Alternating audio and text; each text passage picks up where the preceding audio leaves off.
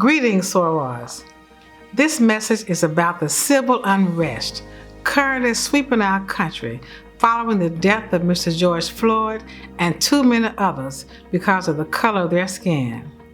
Although you have received email communications from me, I felt compelled to communicate with you again as protests continue with Americans and others around the world demanding justice. Alpha Kappa Alpha Sorority strongly condemns the senseless killings of Black women, Black men, and our Black children in the United States, resulting from unlawful, unnecessary, and excessive use of force by police and those playing vigilante watchmen.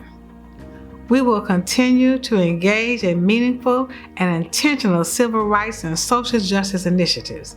However, we realize these efforts must be intensified in the wake of the recent tragedies caused by overzealous officers when encountering our sisters and brothers, and the systemic racism that leads to no accountability. AKA's focused efforts will be in areas that gravely impact our community. First, we will demand police reform. Alpha Kappa Alpha has joined with NAACP in seeking sweeping police reform. We are asking for federal legislation that mandates prosecuting police officers who kill unarmed, non-violent, and non-resisting citizens during an arrest. We also resolve to pursue policies that decertify or terminate officers who utilize these lethal restraints in nonviolent offenses. And we will advocate to ban these deadly restraints in all 50 states. Second, we must fully participate in Census 2020. As you know, the census determines representation in Congress and impacts the budgetary allocation to our states. It also affects the level of funding our communities receive. So, sorors, I urge you to complete the 2020 census and to urge your family members and community to complete the census also. Next, we want you to participate in the Poor People's Campaign March on June 20th. The march will now be a virtual march.